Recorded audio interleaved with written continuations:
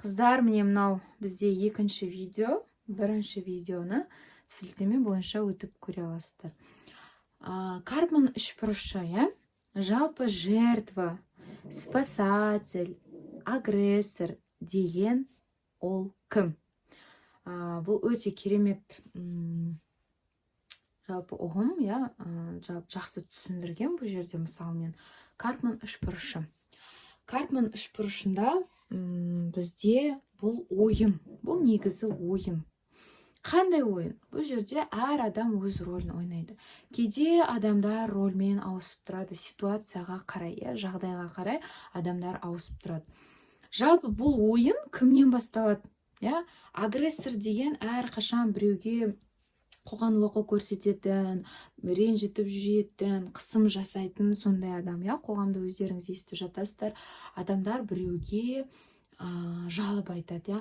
Мынау өмір, бастығым өмірі осындай, күйеуім осындай, ата-енем осындай деген сияқты. Спасатель соның араларында құтқарып жүреді. Не жертва ол әрқашан жалып айтады, әрқашан өмір жалып айтады. Жертва жалып айтады кімге? Мынау спасательге. Спасатель деген кім? Бұл спасатель, бұл жертваның анасы болуы мүмкін, не болмаса әпкесі болуы мүмкін, тағы да басқа туған туысқаны, құрбысы болуы мүмкін, Ал мына агрессор бұл әрқашан бұны ренжітіп жүретін адам. Енді былай қарасаң, бұл жерде агрессор кінәлі деп біз көбінесе солай ойлап жатамыз. Мысалы, біреу бір нәрсе істеп қояды, біз барлық күнәні осы агрессордан көреміз. Мысалы, айтады, ой, ананың күйеуі жаман, ананың енесі жаман, қайнатасы жаман, не болмаса тағы біреу жаман, анау жаман, мынау жаман деген сияқты өте көп кездеседі сондай жағдайлар біздің қоғамда. Сонда біз ойлаймыз, шынымен жаман деп ойлаймыз да, бірақ шын мәнінде бұл ойын кімнен басталады? Сіздерге сондай сұрақ. Қалай ойлайсыздар, бұл ойын кімнен басталады? Бұл ойын мына жертвадан басталады. Жертвадан басталады. Ол қалай? Ол қалай? Мысалы, декретте отырған ананы алайық, декретте отырған келіншек, жолдасы күнде жұмысына барып келеді, ол келіншек үйде отыр, ол күндердің бір күнінде күнделікті үйдің тірлігінен шаршайды. Шын мәнінде үйдің тірлігі ол шаршатады. Бірақ үйдің тірлігін шаршатпайтындай да істеуге болады, бірақ ол білмейді оны қалай істейтін. Өйткені Аллах тағала оған берген қабілеттері бар, дарын бар, талант бар, бірақ ол оны дамытпайды. Тек қана мына күйеуінің миын жеумен айналысады. Сен маған бүйтпедің, сен маған сөйтпедің, сен мені үйде отырғызып қойдың, сен не дұрыс ақша бермейсің деген сияқты мына жертва әрқашан жалғыз етеді. Мына агрессордың миын жейді, былайша айтқанда. Бұл агрессор, шын мәнінде мен мынандай бір нәрсе айтып кетейін. Жертва көбінесе жертвалықта болады. Бірақ мына спасатель өзгеру мүмкін. Жертва да өзгереді. Негізі мына агрессор мына әйеліне көбінесе спасатель болуы мүмкін.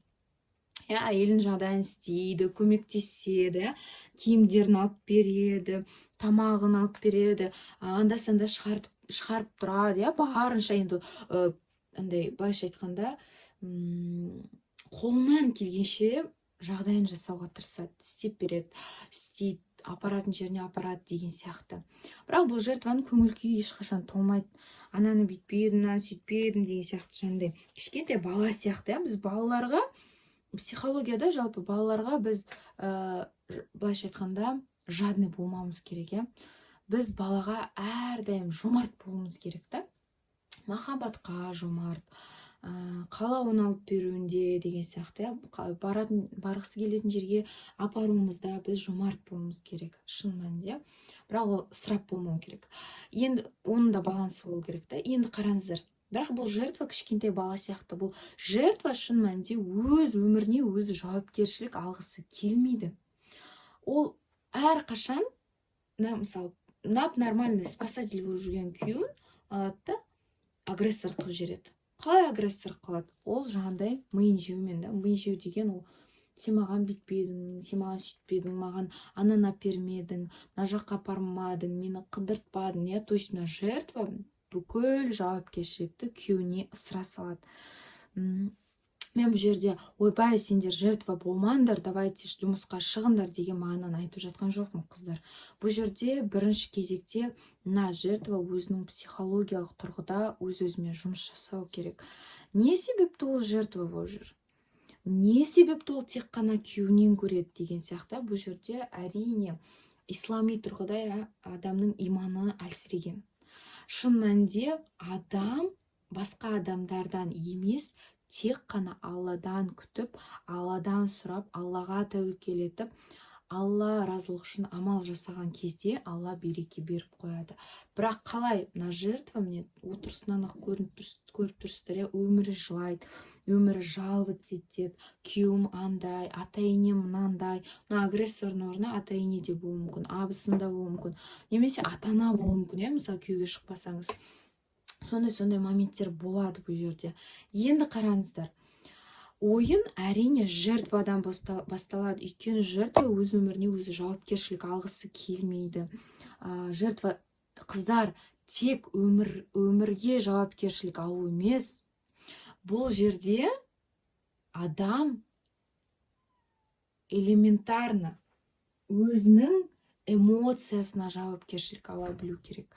Өзінің эмоциясына деген реніш деген сезім бар бізде, реніш деген сезім ол синтетикалық сезім. Синтетикалық, яғни жасанды. Мына жертва әрдайым таңдау жасайды. Бұл жертва өзінің эмоциясына да жауапкершілік ала алмайды. Ол қалай? Мысалы, мына жертваны мына агрессор ренжітеді. Мысалы, шын мәнінде, мысалы, бұл агрессор айтуы мүмкін: не мына ыдысты жумағансың, тұр әлі деген сияқты. Сол кезде мына жертва шын мәнінде таңдау жасайды. Мен ренжейін ба, жоқ әлде ренжімейін ба деген сияқты. Әрбір адамда күнделікті 24 сағатта таңдау бар. Аллах тағала адам баласын солай жаратып қойған. Біз тағдыр таңдау деген мәселе бар, алдағы уақытта айтатын боламын. Егер сіздерге бұл тақырып қызық болса, астында комментарий қалдырып кетіңіз. Комментарийге қарап алдағы уақытта түсіретін боламын, егер сіздерге бұл тақырып қызық болса. Ары қарай кеттік. Сөйтіп бұл жертва таңдау жасайды. Мына агрессор ұшсады ғой, сөйлейді ғой: неме ыдыс жумағасың, неме мен киімімді жумағасың, әлі тұр деген сияқты. Мысалы, сондай бір нәрсе айтады. Сол кезде бұл таңдау жасайды: мен қазір ренжейін ба, жоқ ренжімейін ба. Әрине жертва, ол жертва болғаннан ақ ол ренжуді таңдайды. Ренжіп, жандай недовольство, еще жауап қайтарады. Өзің ғой енді, мен ғана жуа берем ба, өзің жуа салсай деген сияқты. Мысалы, жауап қайтарады. Мысалы, одан егер бұл адам жертва болмаса, өстіп шеттен агрессор сөйлеген кезде, хорошо, әрине деген сияқты теманы ауыстырып, сондай бір позитивті эмоциямен жауап берсе болар еді. Бірақ жоқ, жертва ондай емес.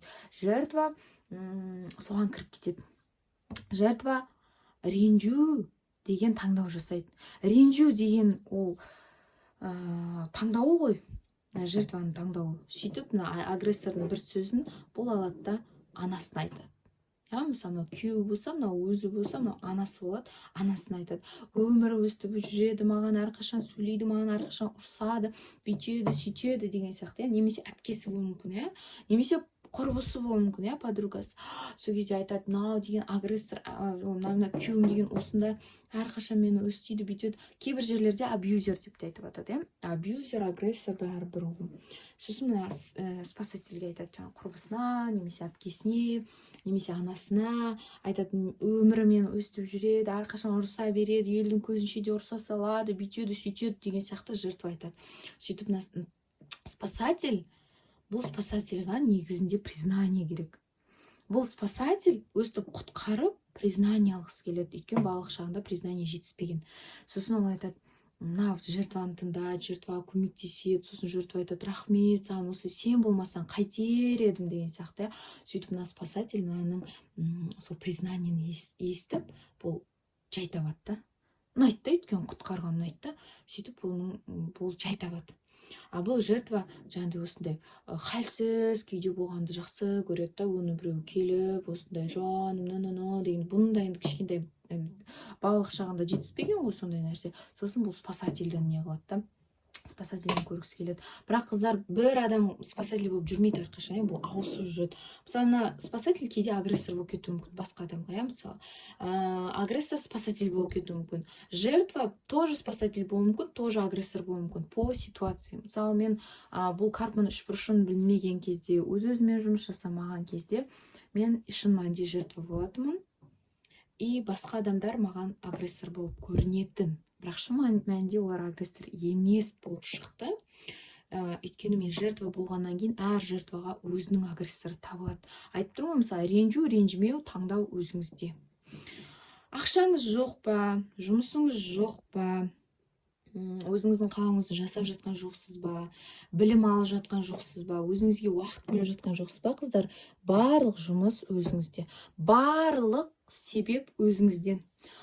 Өйткені сіз оған жеткілікті түрде, тиесілі түрде амал етіп жатқан жоқсыздар.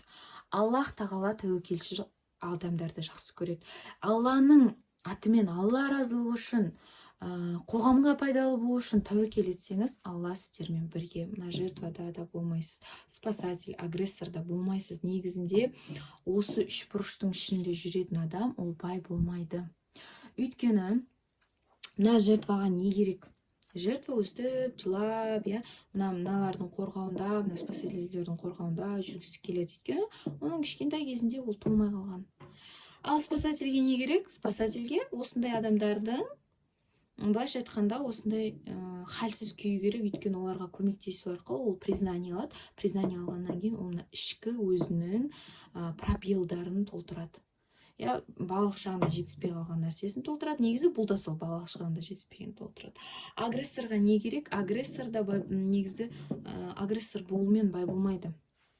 Агрессор шын мәнінде ақшасы болса, ол ойлайды, мен ақшам болса, мен билік жүргіземін, мен деген өзім сөзімді жүргіземін деген сияқты. Өйткені агрессорды да балалық шағында естімеген.